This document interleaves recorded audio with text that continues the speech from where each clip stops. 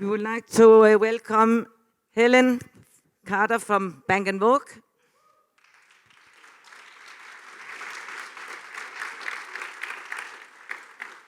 Take the first chair, please. Then we would like to invite Irene Mambua from Kenya, but for special reasons, we will replace her with Leticia from Garson Shaw. But she will actually be Irene in this situation. Then the next person is Marjorie Oscal from Guatemala.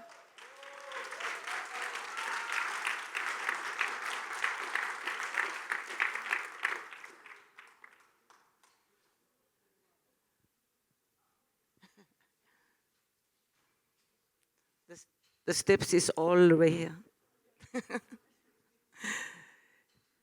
And then the next person is Jane Nielsen from Textile House, Slovakia.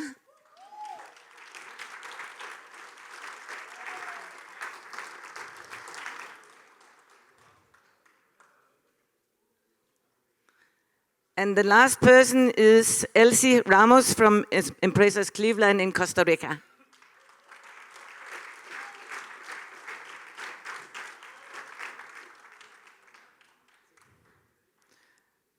So from 5 different countries. We will start the first round with each of you presenting, starting with Helen, who you are, what your company is about, and then we will take another round where you will explain about how your business relates to reuse before recycling. So we start with Helen.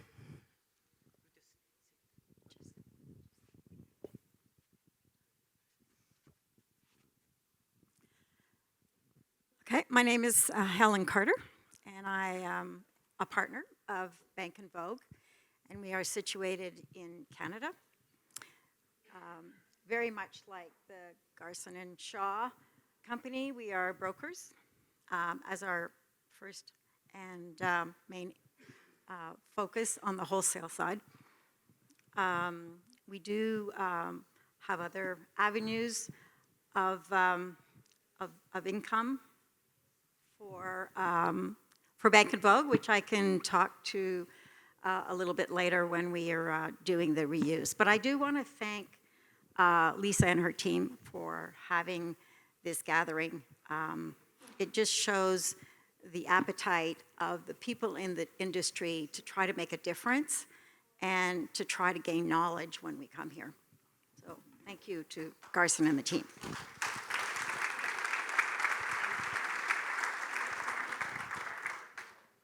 Hello again. So my name is Leticia Gonsalves, and I think you know the company I work for, Garson & Shaw. I'm the sales manager for Africa and some parts of Asia. I've been working for Garson & Shaw for 15 years, so almost like a third of all my whole life. So today I will just like talk a little bit about like the life, I mean not the life, but like an overview of like how women operate business in Kenya.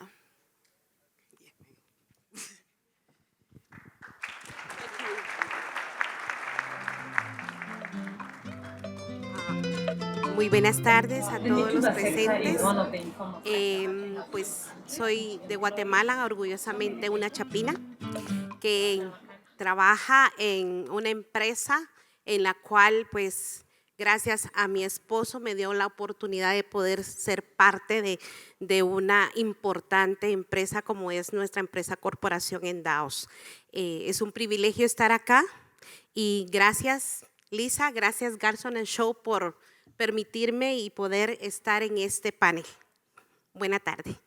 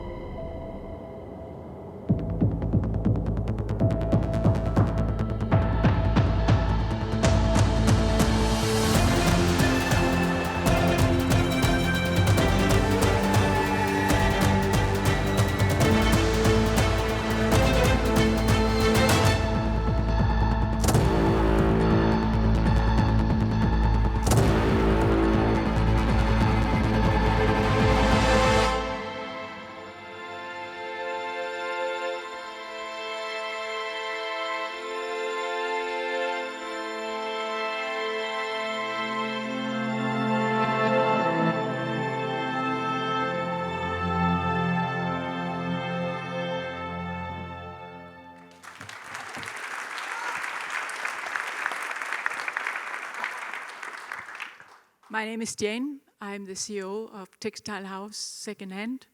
I've been working in Slovakia, where this company is based since 2000. In 2004, we opened our first shop in Bratislava in Slovakia, and today we have 158.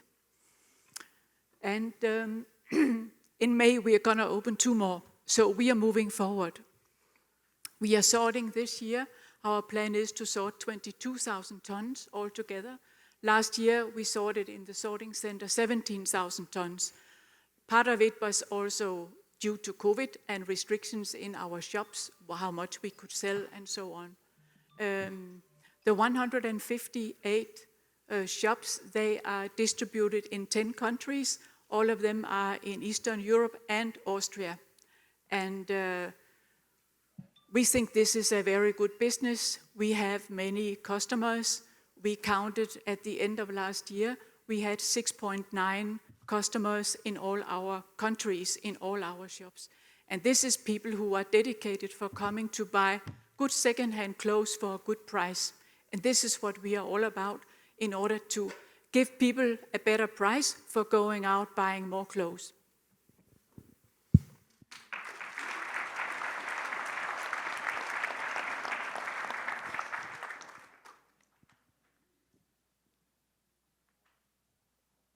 Good afternoon. My name is Elsie Ramos. First, I would like to give you all a warm welcome to my beautiful country, Costa Rica. I hope you enjoy it and all of its beauties. I am the proud wife of Mr. David Cleveland, whose father, my father-in-law, 33 years ago, started Empresas Cleveland. Today, 33 years later, my husband and I are head of the company. It is a family-owned business. We have grown little by little, working very hard, and have incorporated the whole Costa Rican country along with us. We hope to continue doing this so in a country that's full of many, many, many, many rules and regulations that make it difficult every day. But we have accomplished to stand still and stand strong. I want to thank Lisa and her crew for this wonderful activity where we get to know so many beautiful people and learn about the business and all of that it has to offer in the other parts of the world. Thank you very much. Bienvenidos a mi país, Costa Rica. A todos, muchas gracias por estar con nosotros. Les deseo una bellísima estadía a todos los que nos puedan visitar en nuestro pequeño pero precioso país. Muchas gracias.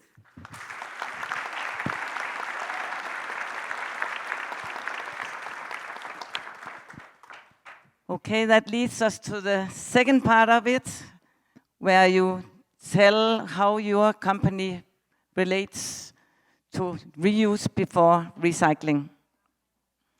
You can actually stay on your chair. It's okay.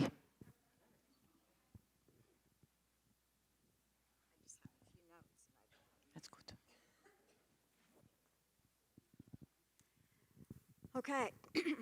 Typical to Helen Carter, which drives my husband absolutely bonkers, is I think that I like to see reuse, recycle, and fiber. And the reason I have fiber at the end is because I want fiber to be there. And if we put it into the recycle, I know that brands are going to bring it to the first thing that we do with any used clothing or clothing that the brands have not sold because of manufacturing errors or stock defects or just plainly overbuying. So we do it purposely, but I totally get it. Certainly in the reuse area of the three, we at Beyond Retro, which is our retail chain, have stores in Europe that are very much on trend. And you know that is our focus, to try to get the consumer to have used as part of their clothing wardrobe. Because we still haven't quite moved the consumer who is not used to buying used to to buying used clothing. There is this humongous number of individuals that haven't just, they're thinking about it. The young are certainly talking about it. But when I talk to people with 10 teenagers, one is shopping used and really proud about what they purchased, and the other 9 are shopping fast fashion or whatever other brand they happen to be wearing. So I think we still have a lot of homework to do to try to entice the masses of the world to buy used before anything else can happen to it. The second part of our business is, which is part of the recycle. So well, before I go there, we've also launched a brand called Beyond Remade. It's quite recent, and it's brand new. It looks like brand new clothing, but they're all cut components, cut pieces from denim or other fabrics, and we've redesigned and remade a new product. And if I didn't tell you it was used, you wouldn't know. And I think to bring the consumer on the journey of wearing more used, it's a step in that direction of wearing used, but it just didn't come off the rack in the same fashion. So in the recycle world, we think that the wiper industry is really important. Upcycling, so there's a lot of upcycling, a lot more small shops doing amendments to products, which we did for over 10 years. And then there's the remanufacturing, where you take a coat and you make a bag out of it, so you're sort of redoing something from new. So those are all important parts of recycle. And then our components manufacturing, where we cut components and sell them to Converse, and they make a new shoe out of the used textiles on the upper part of their check shoe. Many other brands are looking at this avenue because they don't know how to do used, but they don't want it. They don't want to be in the used industry. They don't want us to exist. They want to go from whatever they don't sell to fiber. That's their mandate. And if we don't do anything legislatively as a group, I think they might win that battle. But we're trying to sidestep that by creating these opportunities to make something new out of a used textile. And who knows how big or how little that's going to be. Too early to tell.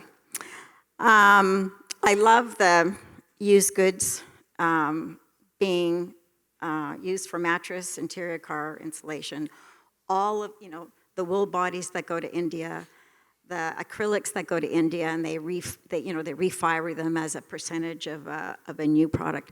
All of these things are really not known by the public, and many are not even known in our industry. But they are so important to do before we refiber. Lastly, the third group, which is fiber, whether it's 100% cotton, 100% polyester, or a blend, we're a ways from success. Lots of money, though, is being poured there. Lots of new initiatives and lots of new innovations. It's all hopefully going to get us to the right places. And they're certainly not quite there in terms of full production. And to make their numbers work, they need a lot of product. If we think that there's potentially 2 to 20% of the product that was burnt or going into landfill is now potentially going to go directly to fiber, it would be a shame to do that. So we at Bank & Vogue, we try to do everything we can to make sure that that doesn't happen.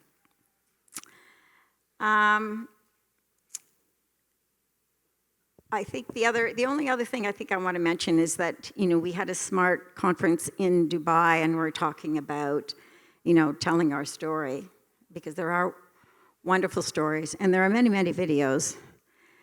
But in talking to Adam today, third-party story would be better.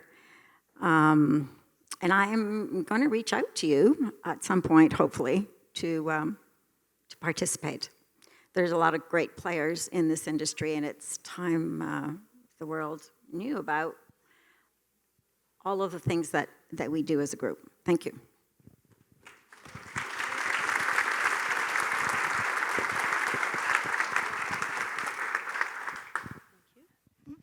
So in continuation of Martin's presentation earlier about Kenya, so I sell to Kenya, I have my customers there, and one of the things that I realized compared to other markets is that women are really involved in that business.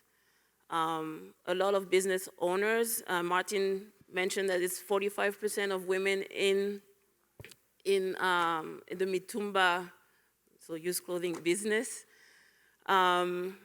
So it's a lot. So all the work that you guys are putting, that are putting, I forget my word, sorry. But yeah, all the work that you do in the sorting, grading, and then the goods go to Africa, and in this case, like to Kenya, like when women actually, sell, they feed their own families, they put their children into, college or even school, pay the school fees. So I just have, we have a short videos that will give you a little more insight on how the secondhand clothes business works in Kenya.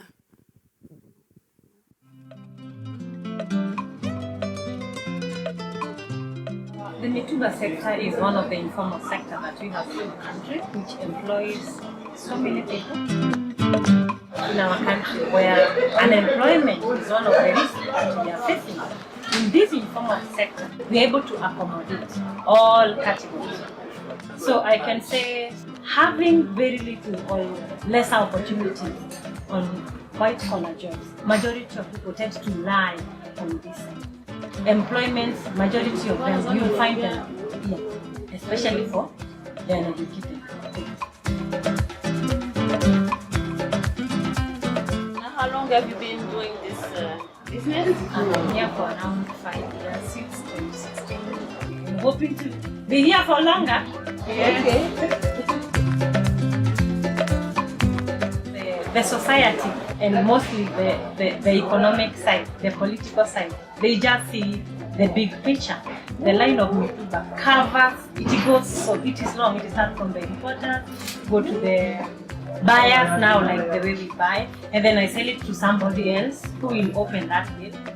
We have been having peaceful market competition where the Mitumba thrives and the other side thrives. And I hope that our government will also be able to find a line between the two, where these clothes and whatever they are producing can thrive competitively in the market.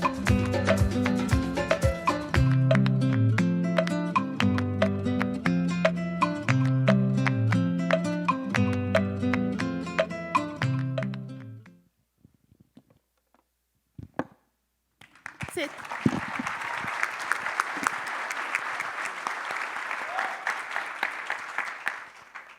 Bueno, quiero iniciar con una historia propia, una historia mía, que hoy recordaba acerca de mi infancia.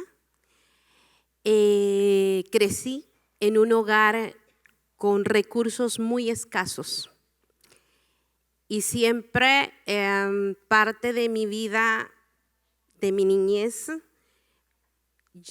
yo fui vestida con ropa que dejaban mis primos, mis primas. Y esto pues realmente fue creando en mí algo muy hermoso. ¿Por qué razón? Porque sabía, hoy entiendo, más bien dicho, que la economía no daba para poder comprar ropa nueva en mi casa. Mis hermanos, el mayor, la ropa que dejaba, la usaba el segundo y así sucesivamente con mi tercer hermano.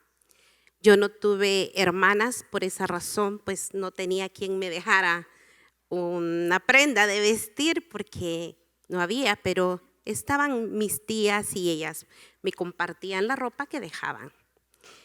Cuando crecí, iba creciendo en mi adolescencia, yo siento hoy que mi papá quería darme cosas, pero no podían. Les era muy difícil porque la economía era bastante escasa. Los sueldos, mi papá era una persona que ganaba muy poco, igualmente mi mamá. Pero cuando yo crecí y a esa edad que uno viene, quiere vestirse bonito y todo, porque ve que sus amistades usan bonitos zapatos, bonita ropa. Y bueno, ¿qué pasó? Mi mamá empezó a buscar dónde podía encontrar ropa accesible para su hija, para mí. Y había en Guatemala un lugar que se llama, actualmente existe, la terminal. Y en una parte de la terminal habían unas señoras que vendían ropa usada. Ellas la conseguían en las zonas donde vivía gente que pues su economía era buena y ellas les vendían la ropa. Pues esa ropa era la que yo vestía, sin saber que el tiempo me iba a llevar a poder tener una empresa que iba a vender ropa usada. Entonces, yo he entendido a través de los años que la ropa usada, reusar la ropa, es de gran importancia, principalmente en mi país, donde hay muchísima gente de escasos recursos. Ustedes no se imaginan, o tal vez sí, lo importante que era tener vestuario sin que realmente pudiera porque no podía uno ir a un almacén, a un mall, a comprarse ropa. Pero existía la ropa usada desde hace mucho tiempo. Eso me llevó cuando yo me casé y bueno, en los inicios de mi noviazgo con mi esposo, su primer regalo fue, nosotros le llamamos estola, ¿verdad? Pero yo decía, esta estola tiene un olor raro, huele a gas, ¿qué tiene? Y él me la llevó bien empacadita y todo, ¿verdad? Entonces, al pasar el tiempo, conocí a una amiga de mi suegra y me dice, ay, ¿cómo te fue con tu estola que te regaló Walter? Me dice, como yo vendo ropa usada, entonces, ve qué buen regalo me dio. Dije yo, sí, ¿verdad? Porque yo pensé que él se había esforzado y había comprado, pero realmente la usé muchísimos años. Y mis hijos son de ropa usada. Crecieron, parte de su crecimiento se vistieron con ropa usada. Siempre andaban muy bien vestidos con la ropa usada. Nunca me avergoncé de eso, porque hoy en día vivimos de eso. Es muy importante saber y tener la conciencia de que reusar la ropa estamos ayudando sin querer nosotros anteriormente, ayudando al ecosistema. No sabía realmente la magnitud que conlleva hacer una prenda de vestir. No sabía, pero ahora que tengo la conciencia, ahora sí con más ganas, quiero también seguir reutilizando la ropa. Y esa es una de las invitaciones que yo les hago a cada uno de ustedes. Reutilicemos. Si nosotros estamos vendiendo un producto que es de realmente importante, ¿por qué no usarla nosotros también? Eso es algo muy importante, porque vamos a decir, a crear conciencia, pero tenemos que ser el ejemplo, definitivamente. Y hoy en día, en nuestra empresa, veo también la necesidad que tiene la mujer guatemalteca, la mujer que no le dieron la oportunidad de un estudio, la mujer que por el machismo fue marginada, que solamente fue creada para tener hijos, para cocinar, lavar y planchar y atender una casa. Pero no, mi labor con mis clientes, la mayoría son mujeres. Pero yo les hablo y les hago conciencia de que ellas pueden aportar a su casa sin descuidar sus hijos. ¿Por qué razón? Hasta el día de hoy, pues yo soy esposa y sigo siendo madre. Y yo trabajo en la empresa, pero sin dejar de ser esposa ni madre. Y eso se puede hacer. Las mujeres tenemos una capacidad muy grande. Como podemos llevar a cosas buenas, podemos llegar a cosas terribles. Pero yo opté por lo bueno. Y cuando llega una cliente a mi empresa, yo quiero que esa cliente tenga un cambio de vida. Esa es mi labor como mujer. Que tenga un cambio de vida y que sea un cliente que crezca. Yo siempre le digo, tú no estás poniendo una tienda pequeña, tú estás poniendo una pequeña empresa que va a llevar a tu hogar un sustento. Hay mujeres, clientas, no puedo hablar solo de mí, aquí hay muchos guatemaltecos que se dedican a vender ropa y tienen bastantes clientes y se darán cuenta de que hay personas que ya no fueron empleadas, que fueron personas que ya no las quieren por la edad que tiene. Y entonces, ¿qué les podemos ofrecer? Que pongan su propia empresa, que administren su propia empresa, que ellas puedan sentirse útiles y que puedan decir, yo puedo aportar una economía a mi hogar. Mujeres viudas, mujeres divorciadas, mamás solteras, personas de la tercera edad. Y me admira un cliente que tenemos que es una persona que en silla de ruedas, él trabaja y tiene su venta de artículos reusables. Así que como mujer me siento muy orgullosa de la empresa que tenemos, porque es una empresa que está ayudando al ecosistema de nuestro mundo, un mundo bello, hermoso, que lamentablemente estamos destruyendo cada día. Pero si todos tenemos la conciencia de que las cosas se pueden reutilizar, eso es mucho para el mundo. Así que agradezco esta oportunidad, Lisa, y es tiempo de cortar, así que muchas gracias.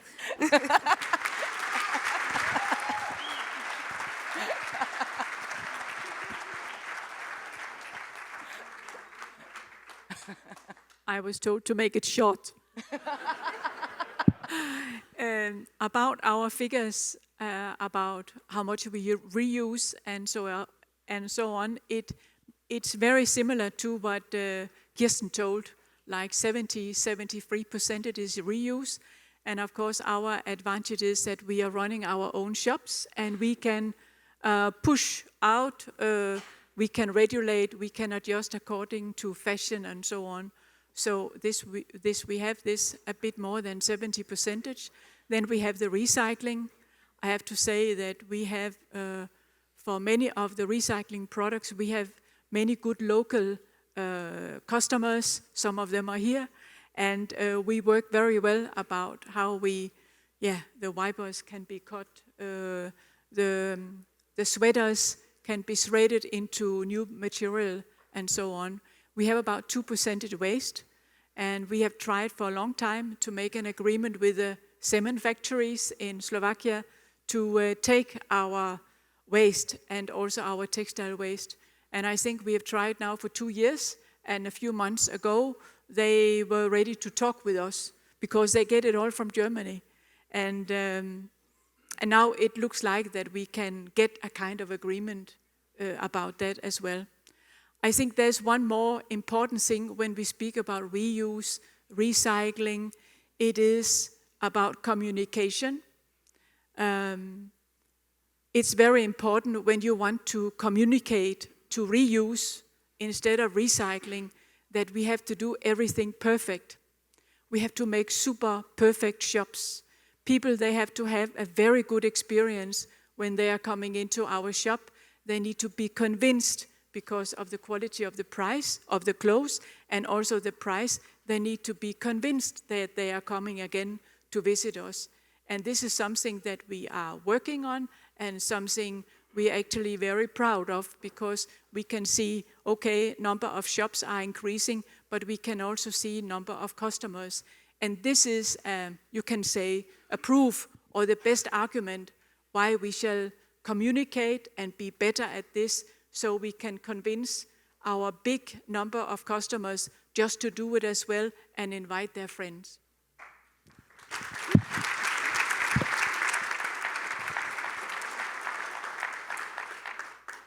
Bueno, como le digo, nosotros nos dedicamos a la venta por detalle y es una empresa familiar. Sin embargo, la pregunta que nos hacen es cómo reutilizar. ¿Qué es lo que hacemos como empresa para reforzar la reutilización de las prendas? Nosotros creo que en toda sociedad la base está en la educación. Si educamos desde pequeños a nuestros niños, si les damos las herramientas a nuestros adolescentes, vamos a ir formando una sociedad mucho más consciente, mucho más conocedora del daño que le hacemos a nuestro planeta, a nuestro mundo, si no vamos cambiando nuestra mentalidad.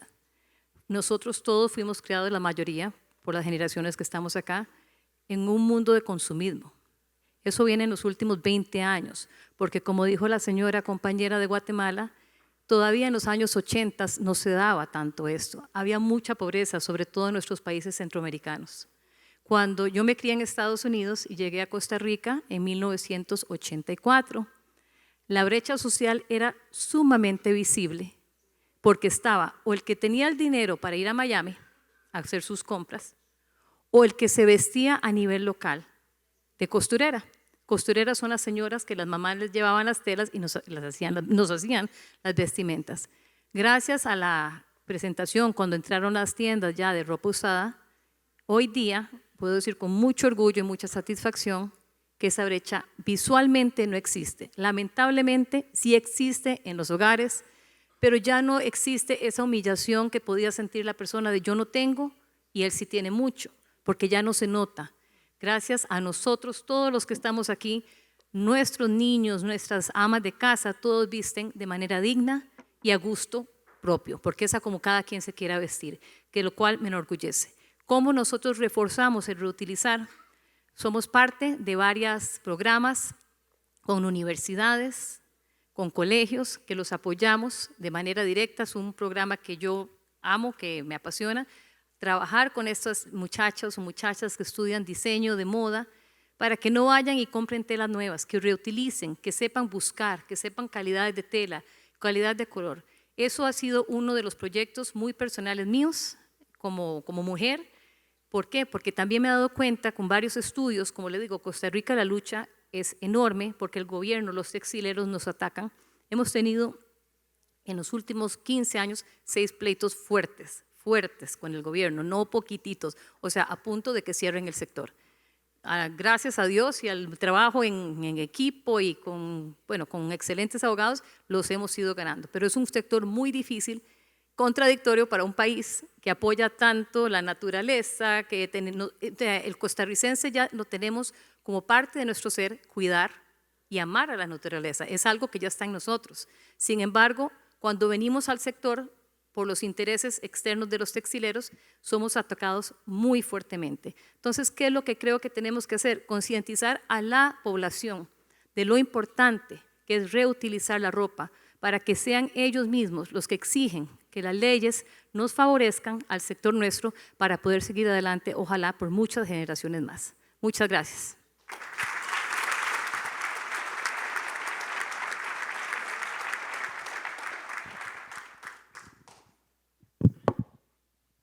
So, with this, we are at the end of our presentations, and I think we shall give a big thank you to the panel.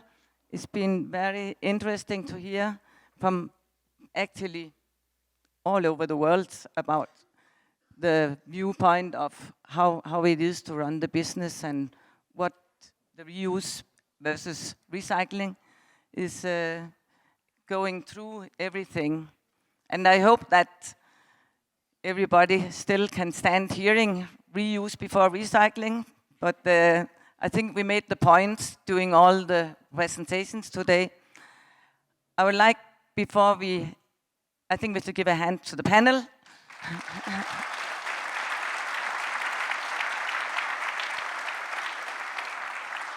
And then I would like to have everybody from Garson Shaw coming up here. Please.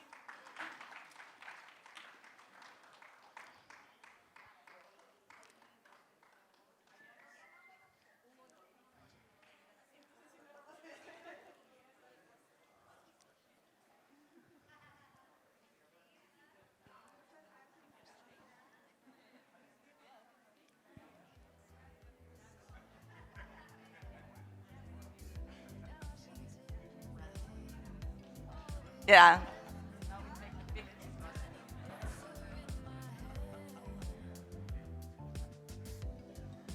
Just move in, move in. Smallest.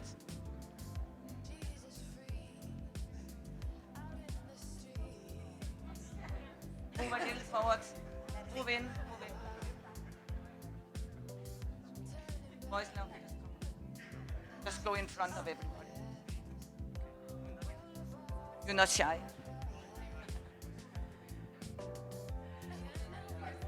Okay. So I just wanted to get everybody from Garson Shaw on the stage because we have been all together about getting this together, and it's everybody's result that we have been able to have this event today. And we are very happy that we have been able to get so many people to come to our event. So I think we should give a big applause to Garson and Shaw.